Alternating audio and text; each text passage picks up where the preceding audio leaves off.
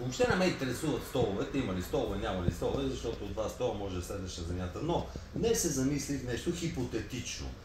Значи, предполагаме, че има състезание по тренировка, генерална тренировка по художествена гимнастика, на която, разбира се, Иляна Раева ще присъства, гимнастичките не могат да закъснеят. Но, ако предположим, че едната ще закъснее, какво се случва? Значи Иляна Раева се разсейва, нали, работи в произволни имена, известни. Пък и тя има школа. Иляна Раева се изнервя. В същия момент обаче седи Наско Сираков, който иска да каже, че обичам и нормално. Обаче тя изнервя, не го казва, какво ми звъниш сега? Не мога, изнервя да се имам работа, ще ми звъниш по-късно. При което нормално е мъжът, в случая господин Сираков, да се изнерви. И на кой да си го изкара, ако се намира на Герена, той къде се намира, не трябва да прави нещата в Левски, почва да се изнервя той от своя страна на футболистите. Двама-трима го изнервят от достойните, той ги маха, той без това в Левски няма много футболисти.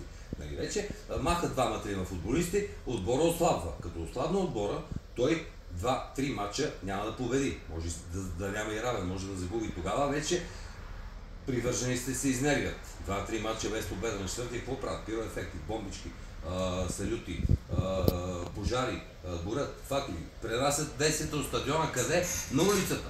Отиват на улицата, стават, палят, не дай Боже, коли, апартаменти, хора, сами се запалват. Нали? Много страшна работа става. Оттам идват други хора. Става е така мазало и накрая гражданска война.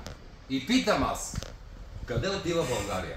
Заради закъснението на една гимнастичка за генерална репетиция, генерално контролно, казано на професионален език, за състезание. Не, че искам да направя препратка с хубавата Елена, нали знаете, Троянската война, но понякога една гимнастичка може да се окаже хубавата Елена и да сътрие България. Така че, какво да кажа, спазвайте правилата, не закъснявайте.